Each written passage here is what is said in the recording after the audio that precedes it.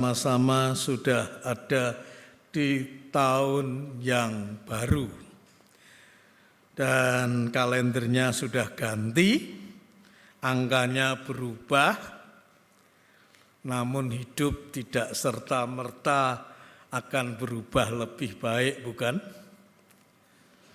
Mungkin tidak semua optimis di tahun yang baru ini, meskipun kelesuan ekonomi sudah jauh lebih berkurang daripada sekian bulan yang lalu, tapi ya masih membawa situasi yang belum terlalu cerah.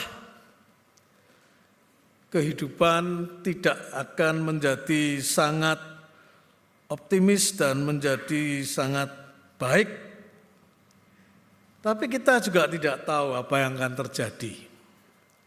Yang jelas kita menatap dengan bertanya-tanya, apa yang akan terjadi di tahun ini, khususnya untuk diri kita pribadi masing-masing, ya kan?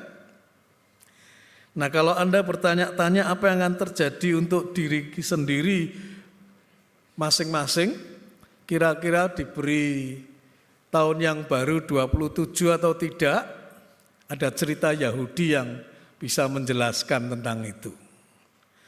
Sebuah kisah yang dimiliki dalam tradisi Yahudi, yaitu pada malam tahun barunya Yahudi, malam Yom Kippur, itu ada pengadilan untuk semua manusia di sana. Ya. Dan kemudian diputuskanlah nasib dari tiap-tiap manusia. Ada 4 golongan manusia berdasarkan keputusan pada malam Yom Kippur itu. Yang pertama, orang yang akan mendapatkan penilaian baik, well done, finish. Tugas yang sudah diberikan telah selesai dengan bagus, mission accomplished. Lalu dipanggil pulang ke surga toh ya, bang sudah selesai kok. Jadi ini yang berangkat dengan kemenangan dari Tuhan.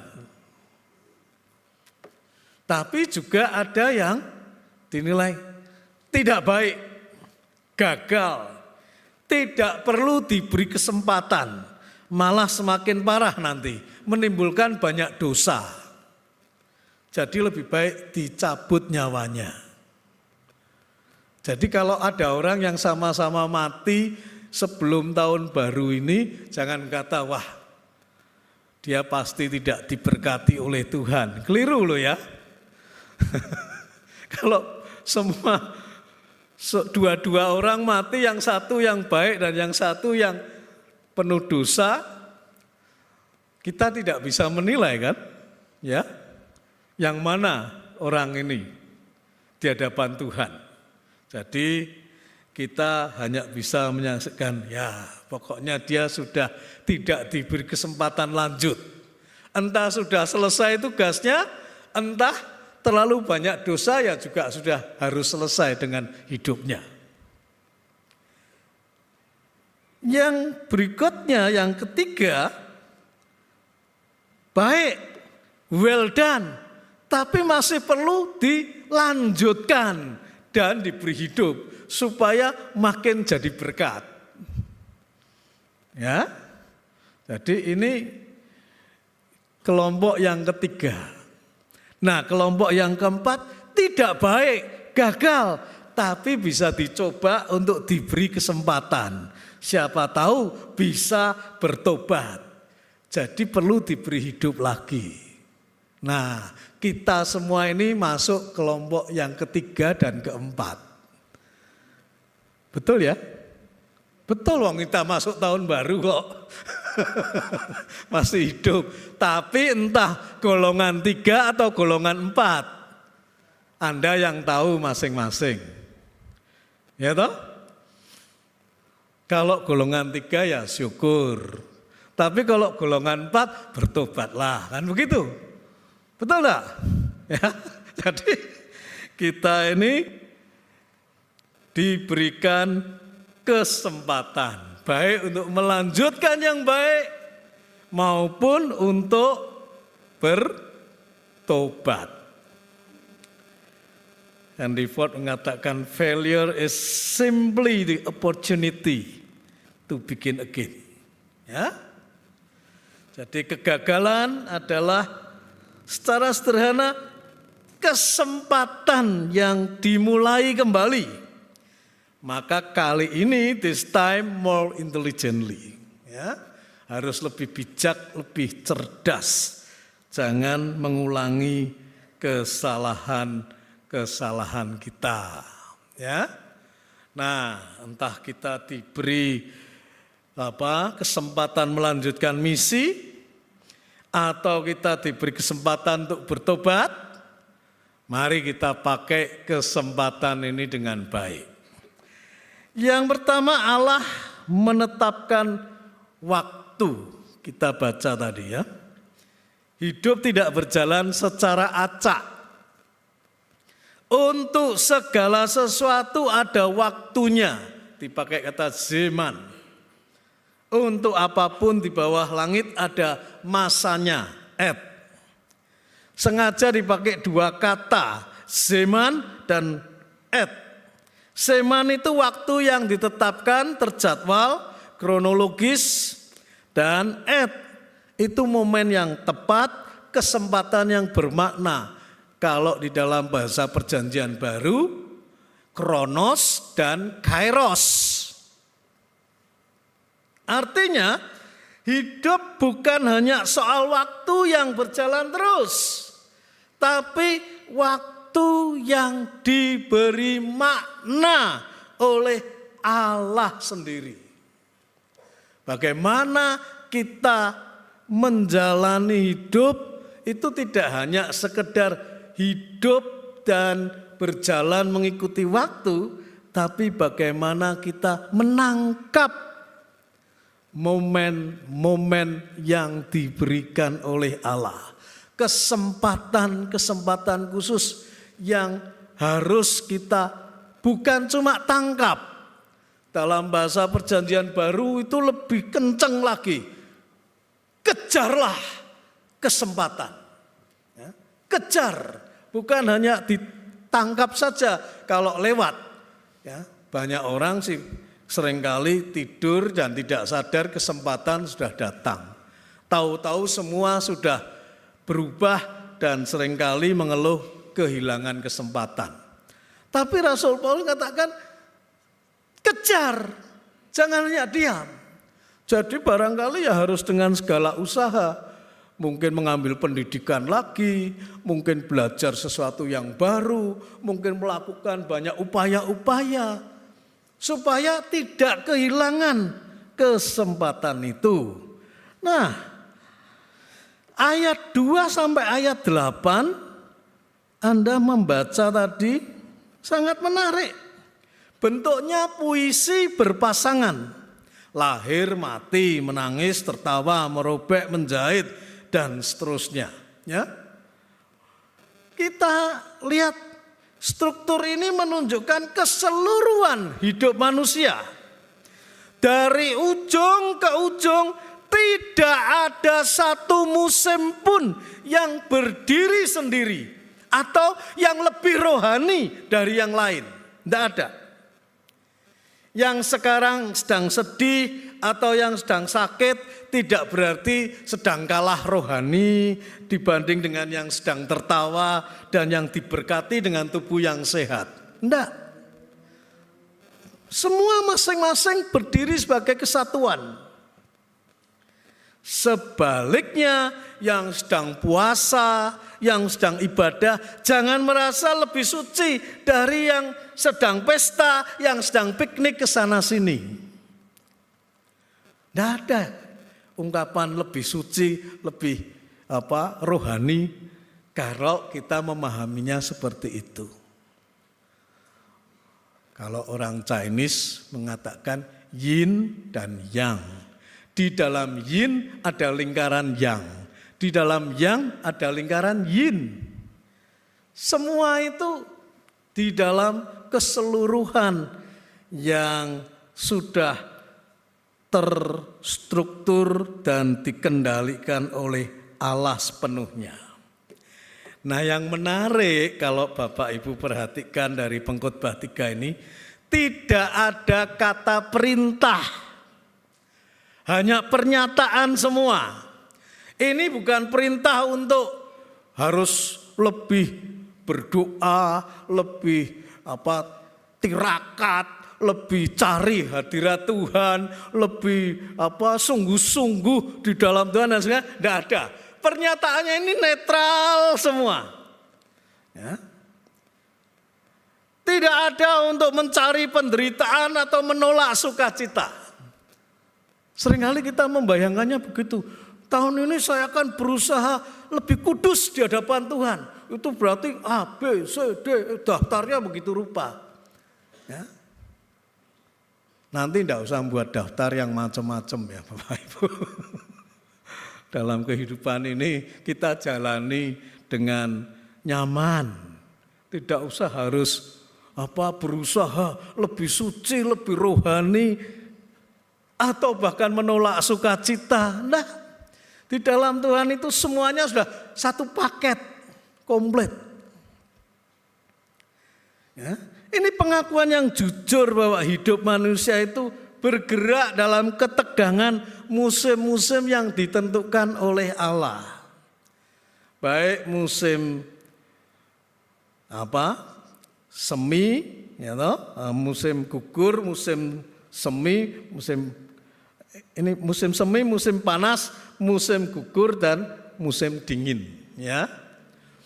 Kalau ada di negara subtropis, tapi inti semuanya menggambarkan Allah bekerja dalam hidup kita semuanya. Sang pengkhotbah sedang melawan ilusi manusia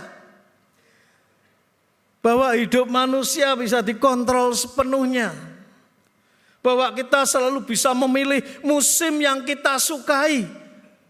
Tidak bisa. Firman ini menegaskan Allah yang berdaulat.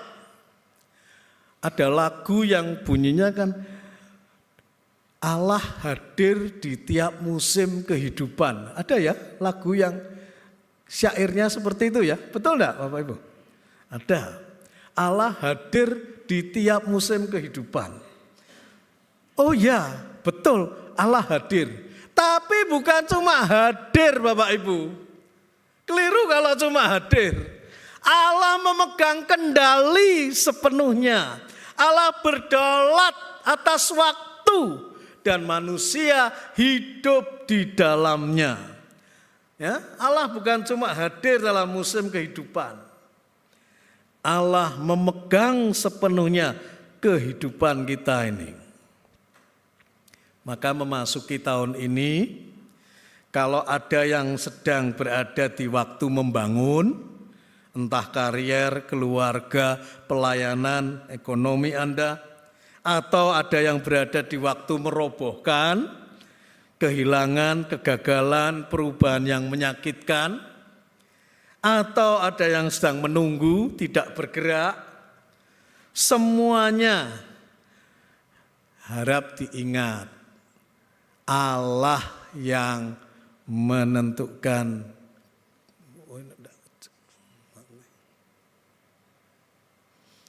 Firman Tuhan mengajak kita bukan bertanya mengapa aku mengalami ini.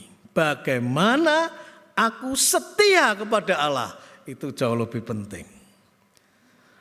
Dalam saat Anda membangun, merobohkan, atau Anda tidak bergerak apapun, bagaimana aku tetap setia kepada Allah. Jadi kesetiaan bukan hanya saat berhasil ya, kesetiaan juga saat bertahan, saat kita diam sekalipun, kita diuji untuk tetap berpegang kepada Allah sepenuhnya, Sang pemilik kehidupan kita.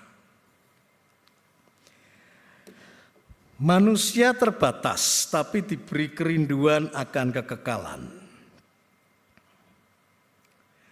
Dikatakan, apa keuntungan yang diperoleh pekerja dari jerih payahnya?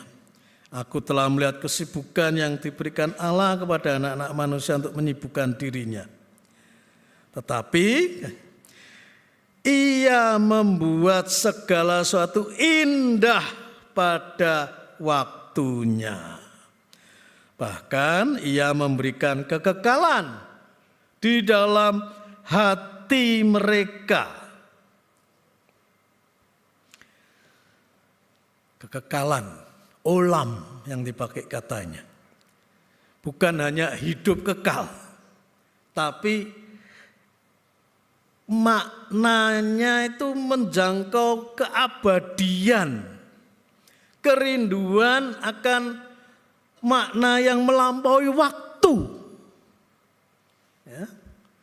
Jadi itu berbicara di dalam hati kita untuk kepada kerinduan kita akan Allah. Sedemikian rupa. Nah, cuma ayat ini, satu ungkapan yang indah seperti ini, dilanjutkan dengan paradoks. Tetapi manusia tidak dapat menyelami pekerjaan yang dilakukan Allah dari awal sampai akhir. Manusia diberi kerinduan begitu rupa untuk Tuhan, untuk kekekalan, tapi ternyata tetap tidak dapat menyelaminya. Tetap tidak ngeh, tetap tidak bisa mengerti secara komprehensif. Oleh karena itu ya kita selalu membaca para nabi mengingatkan, carilah Tuhan, carilah kehendaknya. Yang ku kehendaki adalah ikut menderita di dalam Dia dan mengerti kehendaknya. Selamat tahun baru ya. Semoga Anda menderita bersama Kristus. Ada enggak ya yang mengucapkan seperti itu? Halo? Kok enggak ada loh? Itu doanya Paulus.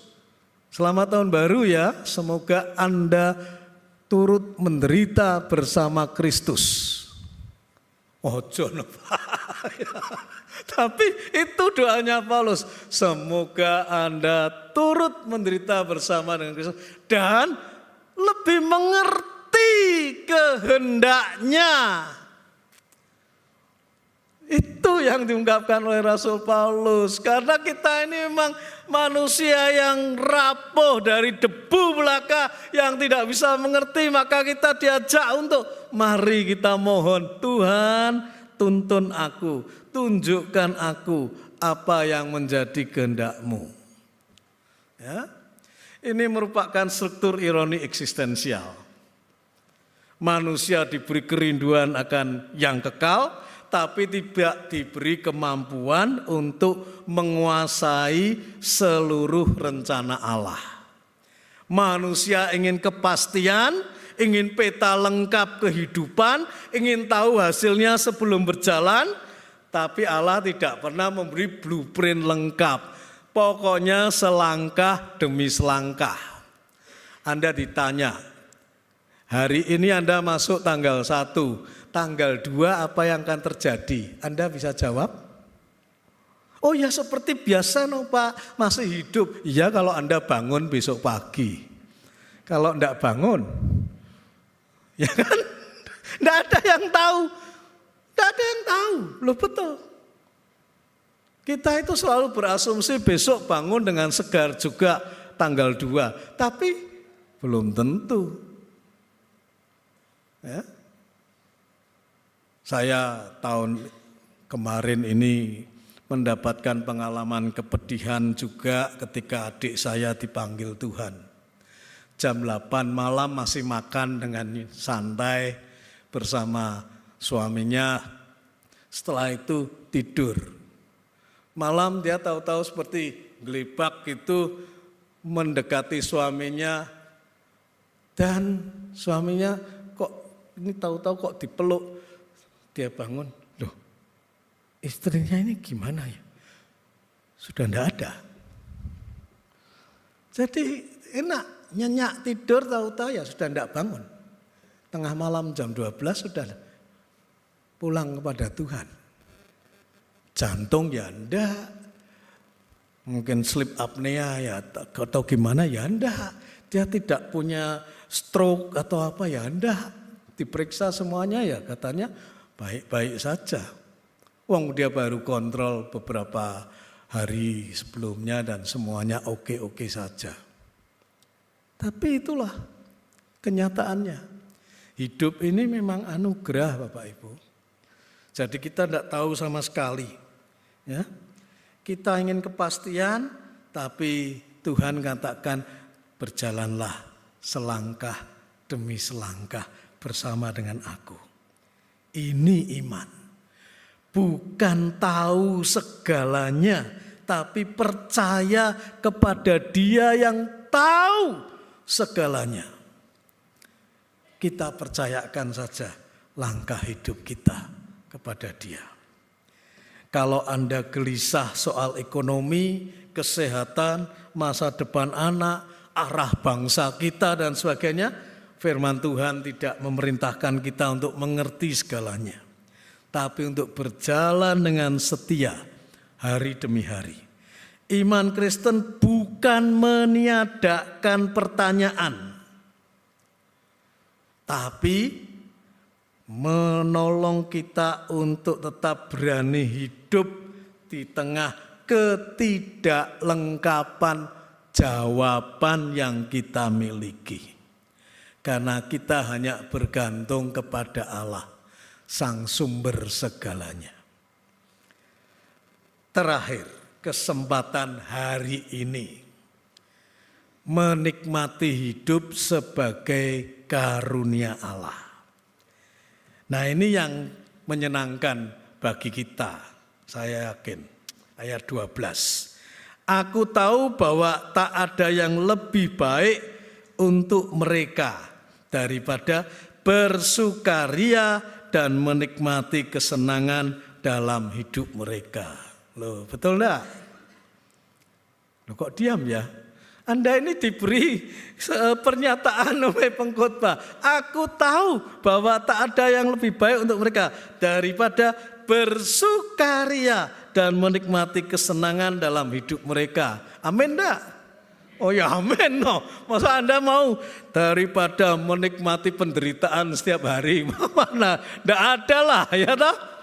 Semua menginginkan ayat ini terjadi. Juga bahwa setiap orang dapat makan, minum, menikmati kesenangan dalam segala jerih payahnya. Itulah pemberian Allah. Banyak orang tidak sehat, banyak orang sudah untuk hidup aja susahnya bukan main. Kalau Anda diberi makan, minum, menikmati kesenangan dalam segala jerih payah, itu yang kita inginkan bukan? Ada orang kata, oh hidup manusia itu bukan untuk bersenang-senang, untuk menikmati makan, minum dan sebagainya. Itu hedonisme itu. Hedonisme rohani. Tapi ingat, kata kuncinya itu kan matat Elohim, pemberian Allah. Jadi menikmati hidup itu bukan berarti lari dari tanggung jawab. Bukan berarti hidup sembrono dan sembarangan. Atau kita semaunya saja. Tidak. Menikmati hidup itu berarti menerima hidup sehari-hari sebagai pemberian Allah, anugerah Allah. Nah, jadi kita tidak berjalan dengan sembrono. Ya, memang kita disuruh menikmati hidup kita. Dapat kesempatan untuk piknik, monggo piknik. Dapat kesempatan untuk pesta, mari pesta. Sampai orang-orang Farisi, orang-orang Saduki itu kalau melihat Yesus itu getem-getem. Tahu ya istilah getem-getem? Jengkel. Ini nabi apa bukan? Kok tidak kusuk berdoa, cari Tuhan, tapi kok malah datang ke pesta-pesta, makan, bersenang-senang dengan para pelacur, para pemungut cukai. Anda menangkap betapa menyenangkannya kehidupan Yesus. Ada pendeta itu ya, baru saja orientasi di sebuah jemaat. Lalu dia dievaluasi. Saya itu tidak bisa menerima. Lawang pendeta kok setiap hari ngiras di pasar sambil kakinya diangkat di bangku begitu rupa, nyantai bersama para kuli, bersama para orang-orang tidak karuan di pasar. Komentar Anda bagaimana? Cocok enggak jadi pendeta? Halo? Nah, ya sekarang Anda menangkap. Bagus, itulah pendeta yang kayak Yesus, ya kan? Yesus itu seperti itu. Setiap hari hidupnya berelasi, nyaman dengan semua orang, santai, menikmati hidup begitu rupa. Tapi hidup itu diterima sebagai pemberian Allah yang harus kita jaga. Nah, makna hidup bukan hanya pada hasil besar, tapi pada kesetiaan dalam hal-hal sederhana. Makna hidup bukan hanya kalau kita sedang melakukan sesuatu yang rohani begitu rupa, bukan.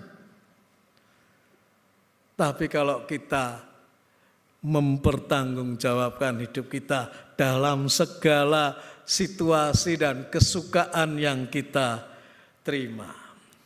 Jadi tahun ini mengucap syukurlah atas pekerjaan meskipun belum ideal. Nikmatilah kebersamaan keluarga meskipun tidak sempurna.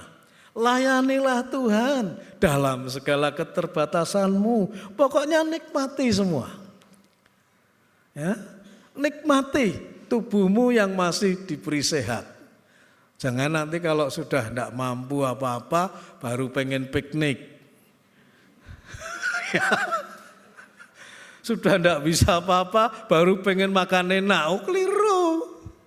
Ya. Kalau sudah sedang sehat, sedang bisa apa-apa, lupakan itu semua kolesterol, gula darah dan sebagainya. Nikmati hidup ini ya. Itu adanya cuma di laboratorium, ya toh? Nikmatilah hidup ini, asal ingat semuanya ini pemberian Tuhan. Nah, saya ingin menutup dengan sebuah kisah tentang seorang ibu janda, ya.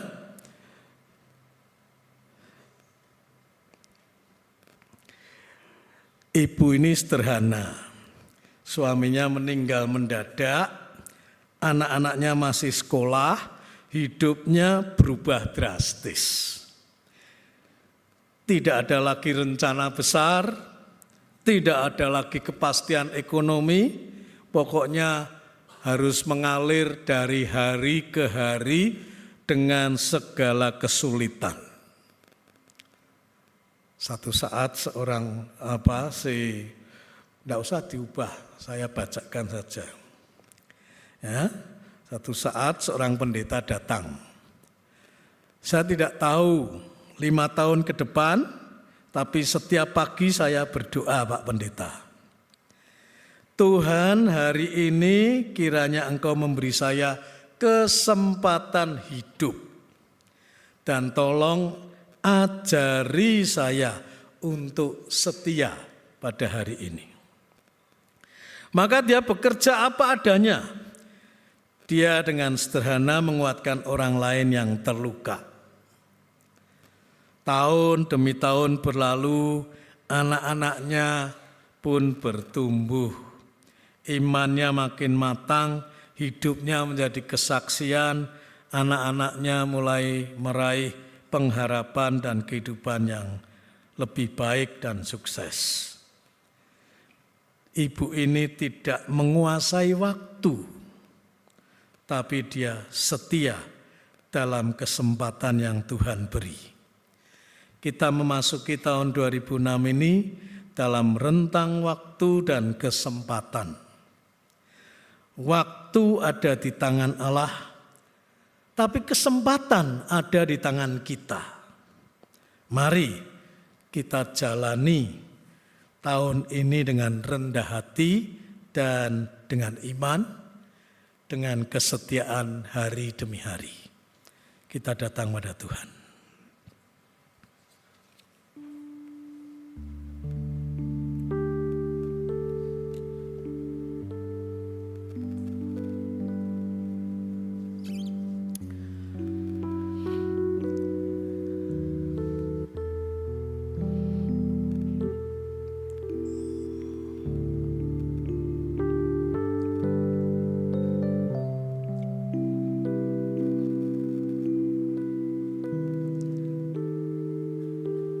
Bapak, Ibu, dan